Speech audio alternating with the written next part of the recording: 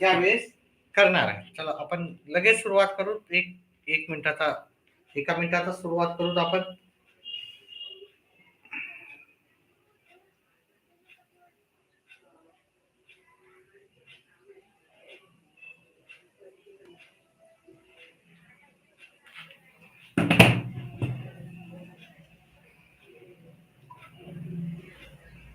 लगेच सुरू करणार आहेत आपण.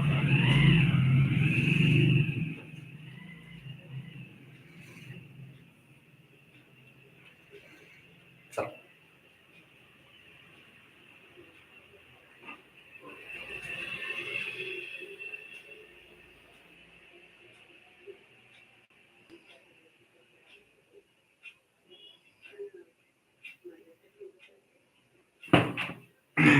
तर जो नेहमी प्रश्न विचारला गेलेला होता की पुढीलपैकी सर्वात इथे आपल्याला लहान संख्या बनवायची मोठी संख्या, असा प्रश्न नेहमी येतो. सर्वात लहान आणि सर्वात मोठी संख्या बनवायची आहे. सर्वात लहान हे बनण्यापेक्षा पुढील अंकाचा वापर करून पुढील अंकाचा वापर करून लहानात लहान इथे अंक दिलेले होते 2075 हे अंक दिलेले आहेत. 2075 या अंकाचा वापर करून लहानात लहान व मोठ्यात मोठी 4 अंकी संख्येतील तफावत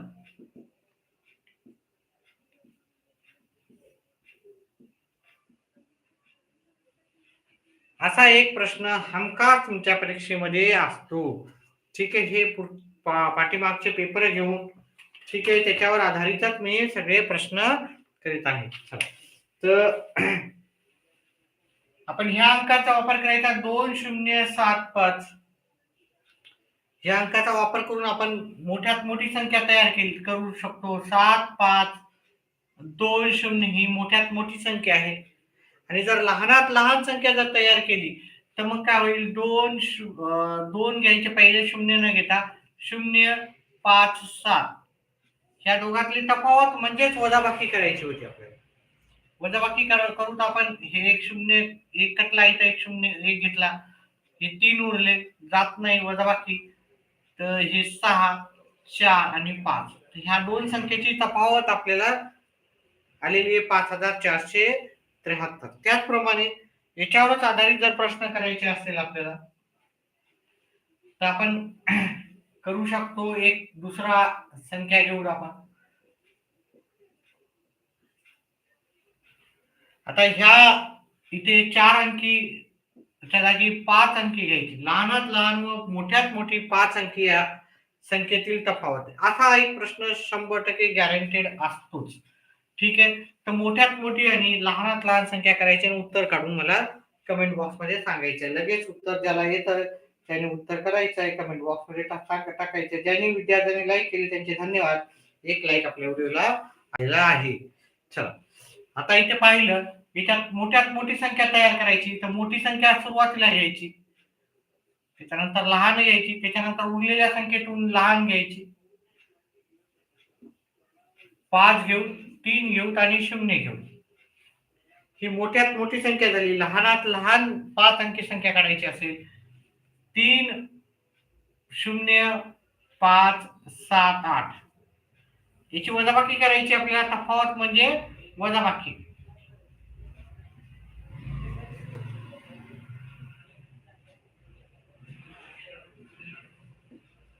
हा अतिशय महत्वाचा असे प्रश्न परीक्षेमध्ये येत राहतात. 2 लाईक आले, धन्यवाद. ज्या विद्यार्थ्यांनी व्हिडिओला लाईक केलेले आहे त्यांचे धन्यवाद. ठीक आहे. नाव कमेंट बॉक्स मध्ये असेल तर तुमचं नक्कीच विचारल्या जाईल. ज्या ज्या तर कमेंट बॉक्स मध्ये आपलं परिचय पण देऊ शकता. चला ठीक आहे. पुढचा आपण प्रश्न घेऊ, जो की नेहमी विचारला जातो.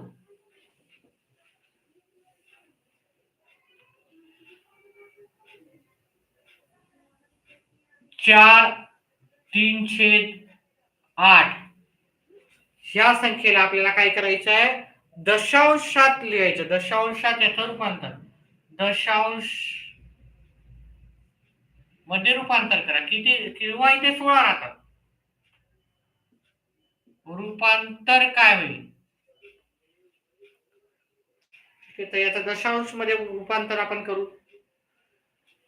हे 4 जे आहेत याला लिहिताना आपल्याला काय करायचं, हे 4 जे आपले आलेले आहेत इकडे ते भागाकाराच्या ठिकाणी लिहायचं. हे 16 आपल्याला त्याच्यानं भाग द्यायचा आहे आणि 3 आपल्याला इथे घ्यायचे आहे.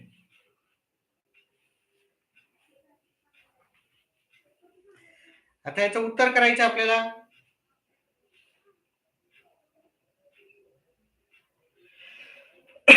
याचं उत्तर करताना पहा, इथे 3 असल्यामुळे आपल्याला काय करायचं, 3 ला भाग जात नाही, त्याच्यामुळे आपल्याला इथे दशांश घेऊन इथं आपल्याला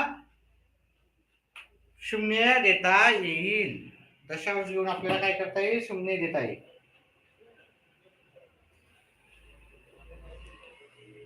मग आपण काय करू, ह्या 16 ने 30 ला भागाकार दिला, इथं 16 एक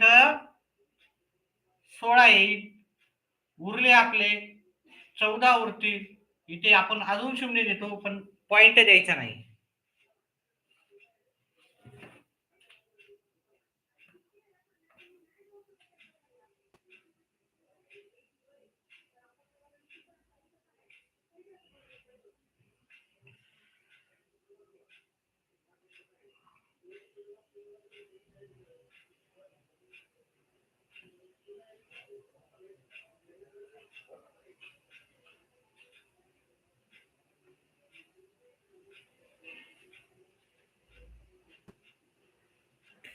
त्यानंतर आपल्याला काय करायचं, 16 8 128 12 घ्यायचे. आता हे 12 ला भाग देताना आपण अजून एक 0 द्यायचा. इथं 112 येतील. इथं आपल्याला 7 लिहावं लागतील. उरलेत 8. त्याच्यानंतर आपल्याला इथे 0 द्यायचं. 16 85. मग याचं दशांश स्वरूप होईल 4.1875. ठीक आहे. व्हिडिओ आवडल्यास व्हिडिओला लाईक करायचं, चॅनलला सबस्क्राईब करायचं. पुढचा आपला प्रश्न घेऊत आपण. ठीक आहे.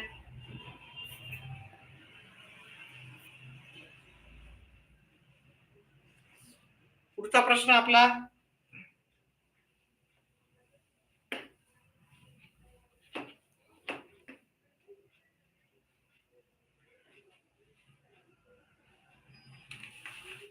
राहणार आहे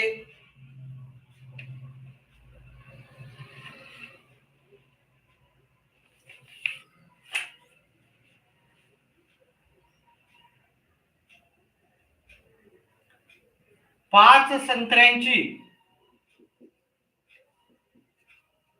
किंमत 275 रुपये आहे. तर 17 संत्र्यांची किंमत किती, असा पण प्रश्न बऱ्याच वेळेस परीक्षेला विचारला गेलेला आहे. प्रश्न किंवा संत्र्याच्या जागी दुसरी काही संख्या असू शकते, पण एकंदरीत असा प्रश्न तुम्हाला परीक्षेला आलेला आहे. तर मग याचं उत्तर कसं करणार तुम्ही.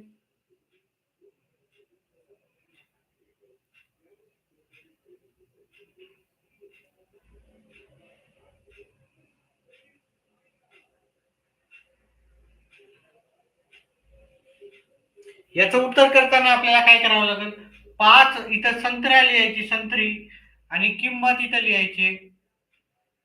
पहा, 5 संत्र्यांची किंमत, 5 संत्री त्याची किंमत आहे 275. व्यवस्थित करायचं आहे. मग एक संत्री आपल्याला केवढ्याला भेटेल? 275 भागिले 5 करायचे. त्याच्यानंतर 17 संत्र्यांची किंमत विचारली. 17 संत्री बरोबर केवढ्याला? मग काय करावं लागेल? 275 भागिले 5 करायचं, गुणिले आपल्याला 17 विचारल्यामुळे 17 गुणाकार करायचं. 5 एक 5, 5 5 25, उरले 2, 5 5 25. म्हणजे 25 गुणिले आपण जर 77 केले, 25 गुणिले 17 तर आपलं उत्तर येऊन जाईल. सॉरी, किती? 5 5 25 येणार इथं, 25 गुणिले 77. मग याचं उत्तर येईल 25 एक 17, 25 एक 25 आणि 17 42. मग आपल्याला उत्तर येईल, तुम्ही 25 आणि 17चा गुणाकार केला तर येईल 425. मग आपलं उत्तर राहणार 425. चला पुढचा प्रश्न घेऊत आपण महत्वाच्या प्रश्नामध्ये.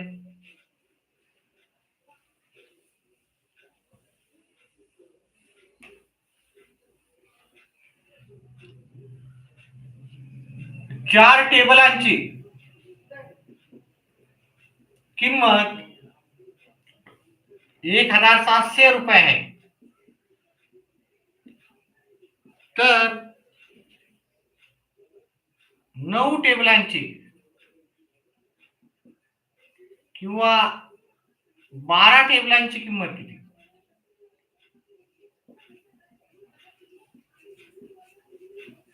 असा आपल्याला प्रश्न विचारला जातो. उत्तर येत असेल तर कमेंट बॉक्स मध्ये टाकायचं आहे. अर्ध्या मिनिटाचा वेळ देतोय मी तुम्हाला. अर्ध्या मिनिटात उत्तर कमेंट बॉक्स मध्ये टाकायचं आहे.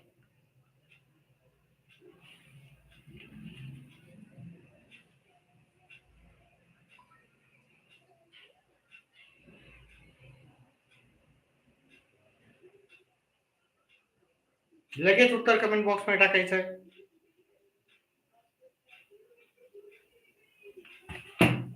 चला मी सांगतो. पहा, 4 टेबल आपल्याला 1700 रुपयाला मिळतात. तर 12 टेबल आपल्याला किती रुपयाला मिळते? ठीक आहे, तुम्ही याचा 3 पट डायरेक्ट असं पण करू शकता, याचा 3 पट करू शकता, पण परीक्षेमध्ये वेगळे वेगळे प्रश्न राहतात. याची आपल्याला टेक्निक समजून घ्यायची. मग आपल्याला याची किंमत माहिती नसल्यामुळे आपण इथे x घ्यायचा. मग काय करायचं? ह्या दोघांचा गुणाकार करायचा आपल्याला. 4 गुणिले x, या दोघांचा गुणाकार केला त्याचप्रमाणे या दोघांचा करायचा. 1700 गुणिले 12. नंतर काय करायचं? हे गुणाकाराचे हे जे आहे ते आपल्याला इकडे भागाकारला न्यायचे. 1700 गुणिले 12 भागिले 4. 4 एक 4, 4 त्रिक 12, म्हणजे 1700 गुणिले 3. 1700 ला 3 न गुणलं तर तुमचं उत्तर येते 5100. तर त्याचप्रमाणे मी पुढचा अजून एक असा एक प्रश्न घेऊ आपण, त्याच्यानंतर वेगळ्या पद्धतीचे प्रश्न आपण सुरू करू. समजा 5 टेबलांची किंमत आपल्याला 3000 दिलेली, त्या अशा आपल्याला 80 टेबलांची किंवा 82 टेबलांची किंमत आपल्याला काढायची. उत्तर येत असेल तर कमेंट बॉक्स मध्ये टाकायचं आहे. अर्ध्या मिनिटाचा वेळ देत आहे. ज्यांचं उत्तर आलं त्यांनी कमेंट बॉक्स मध्ये टाका. व्हिडिओ आवडला तर व्हिडिओला लाईक करा.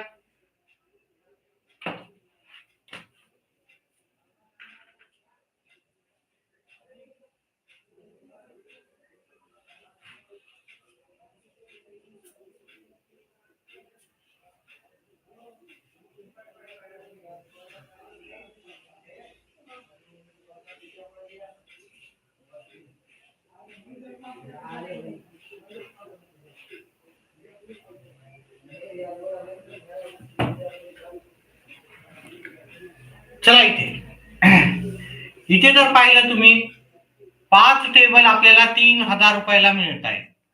तर 82 टेबलाची किंमत आपल्याला काढायची होती. मग आपण काय करू? आपल्याला 82 टेबलाची किंमत माहिती नाही, तर टेबलची किंमत आपण किंमत म्हणजे के धरू, काही धरू शकता तुम्ही. मग ह्या दोघांचा गुणाकार करायचा तिरका, आणि ह्या दोघांचा गुणाकार करायचा तुम्हाला तिरका.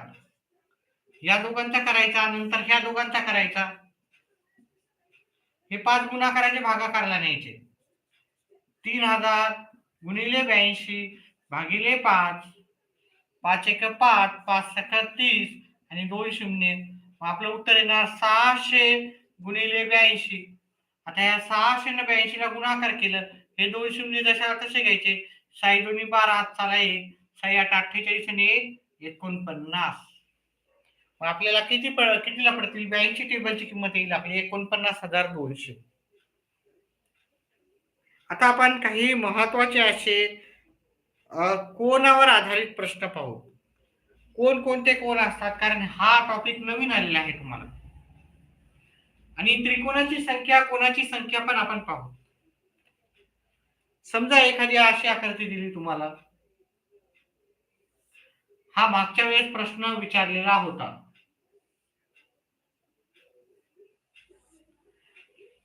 इथे एकूण कोणांची संख्या विचारलेली, कोणाची संख्या.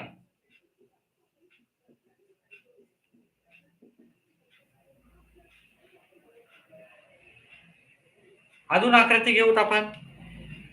कोणांची संख्या काढणी आपण मागच्या प्रश्नपत्रिकेत, मागच्या 2 प्रश्नपत्रिकेत विचारलेला आहे.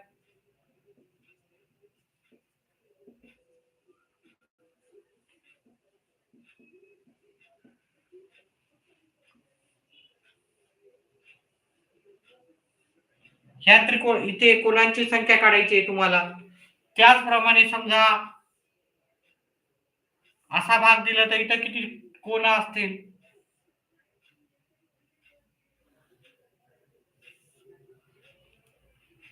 त्याचप्रमाणे अजून एक प्रश्न जर घेतला,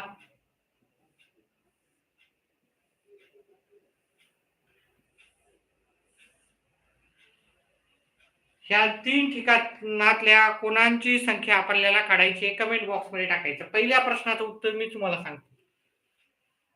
इथे एक कोण दिला, हिला 1 नंबर द्यायचा, इथं 2 नंबर द्यायचा, इथं 3. आणि या सर्वांची मग बेरीज करायची. 1 अधिक 2 अधिक 3, या सर्वांची बेरीज काढली, उत्तर येते 6. इथं कोणांची संख्या जर विचारली तर याचं उत्तर आहे 6. त्याचप्रमाणे आपण दुसरा प्रश्न घेतला आणि इथे कोणांची संख्या काढायची, तर 1 2 3 आणि 4 असे नंबर दिल्याच्या नंतर या सर्वांची बेरीज करायची. 1 अधिक 2 अधिक 3 अधिक 4.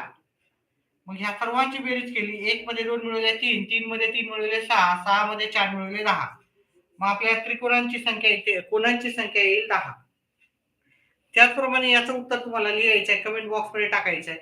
मी 1 मिनिटाचा वेळ देतो तुम्हाला. 1 मिनिटात त्याचं उत्तर कमेंट बॉक्स मध्ये टाकायचं आहे.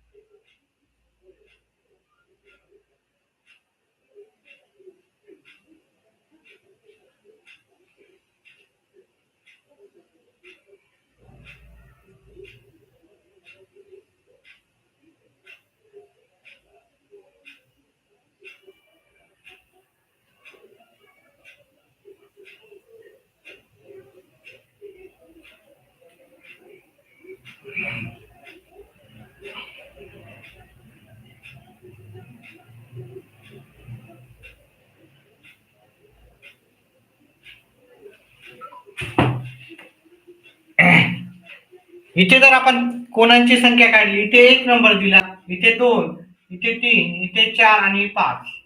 या सर्वांची बेरीज करायची. 1 अधिक 2 अधिक 3 अधिक 4 अधिक 5. या सर्वांची जर बेरीज केली, 1 मध्ये 2 मिळवले 3 होतात, 3 मध्ये 3 मिळवले 6, 6 मध्ये 4 मिळवले 10 होतात, 10 मध्ये 5 मिळवले 15. मग इथे कोणांची संख्या एकूण 15. अशा पद्धतीने याचं उत्तर काढायचं होतं.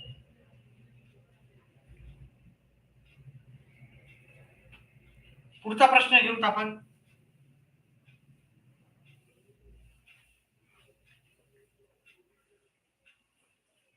काही महत्वाच्या गोष्टी लक्षात ठेवा. ठीक आहे. आता 30 अंशाच्या कोणाला काय म्हणतात, 60 अंशाच्या कोणाला काय म्हणतात, 100 अंशाच्या कोणाला काय म्हणतात, 120च्या कोणाला काय म्हणतात, शून्यच्या कोणाला काय म्हणतात, 170ला, 180ला, 360ला आपण काय म्हणतो ते पाहूत आपण. आता तुम्ही जर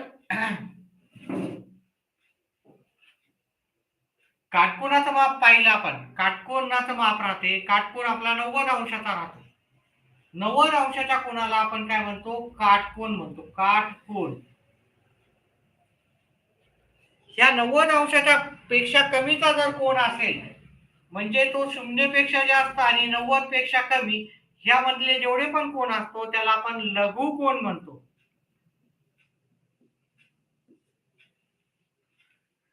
त्याचप्रमाणे जर आपण पाहिलं 90ला, आपण 90 म्हणजे कोरभर भाग असतो आणि हा कोणता झाला लघुकोन. त्याच्यानंतर 90 पेक्षा जास्त पण 180 पेक्षा कमीचा असा जर कोन असेल तर त्या कोनाला आपण म्हणतो विशाल कोन. विशाल कोन. ह्या सर्व कोनाची मापे आपण काढणार आहोतच. त्याच्यानंतर जर तुम्ही 180 मापाचा जर कोन असेल तर त्याला म्हणतो आपण सरळ कोन. सरळ कोन. परंतु एखादा कोन 180 पेक्षा पण जास्त आहे पण 360 पेक्षा कमी आहे, त्याला आपण म्हणतो प्रविशाल कोन. प्रविशाल कोन. आणि पूर्ण कोनाचं माप राहते 360 अंश. 360 अंशाच्या कोनाला आपण पूर्ण कोन असं म्हणतो.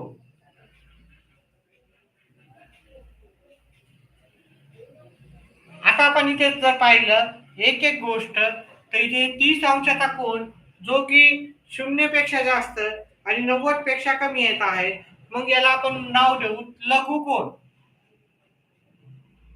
परीक्षेमध्ये तुम्हाला कोणत्याही प्रकारचा कोन विचारला जाऊ शकतो, तुम्हाला उत्तर लिहिता आलं पाहिजे. ठीक आहे. 60 अंशाच्या कोणाला मग काय म्हणू सांगा बरं, उत्तर कोण देते मला? मला सांगा कोण देते? इथे 4 विद्यार्थी लाईव्ह आहेत. 60 अंशाचा कोन पण झाला 90 पेक्षा कमी. 90 पेक्षा कमी जो पण कोन असतो तो असतो तुमचा लघुकोन. आता पुढचा कोन झाला 100 मापाचा. 100च माप म्हणजे आपलं झालेलं आहे 90 पेक्षा जास्तच माप.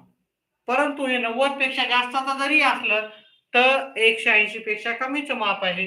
मग 90 पेक्षा जास्त 180 पेक्षा कमीच्या सर्व मापाला आपण काय म्हणतो, विशाल कोन म्हणतो. विशाल कोन. विशाल कोन. हा पण विशाल कोनाचंच उदाहरण झालं. म्हणजे ह्या कोनाचं माप पण 90 पेक्षा जास्त परंतु 180 पेक्षा कमी असा आहे. त्याच्यानंतर हा झाला आपला शून्य कोन. शून्य मापाच्या कोनाला आपण शून्य कोनच म्हणतो. सर म्हणसाल 90 पेक्षा कमी आहे त्याला लघुकोन. नाही, जर एखादा कोनातला माप नसेलच, शून्य कोन असेल तर त्याला शून्य कोन म्हणतो. 170 का म्हणजेच आपल्याला 90 पेक्षा जास्त आहे परंतु 180 पेक्षा कमीचे जेवढे पण माप असतात त्याला विशाल कोन म्हणतो. विशाल कोन. 180 चं जर माप असेल तर मग त्याला विशाल कोन म्हणायचं का? नाही, त्याला म्हणायचं सरळ कोन.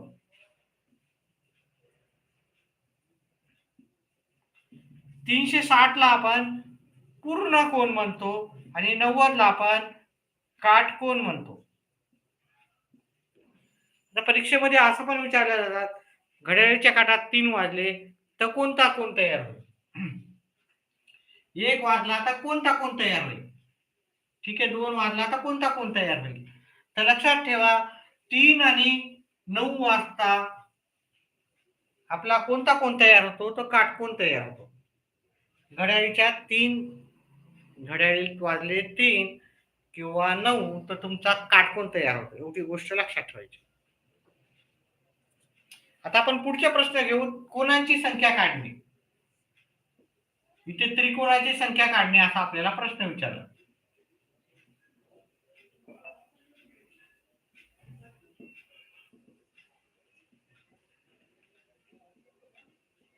असा पण प्रश्न येऊ शकतो. त्याच्यावर आधारित प्रश्न आपण एका 2 मिनिटाच्या ब्रेक नंतर घेऊ. फक्त मी इथं त्रिकोणाची संख्या लिहून ठेवतो.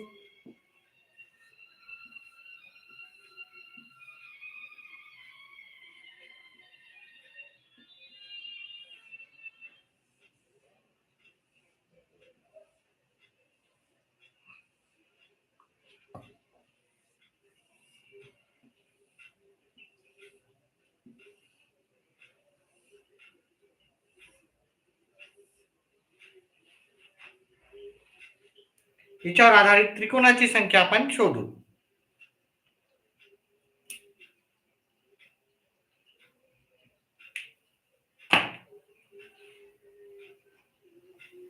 एका मिनिटाच्या ब्रेक नंतर आपण हे सर्व शोधू.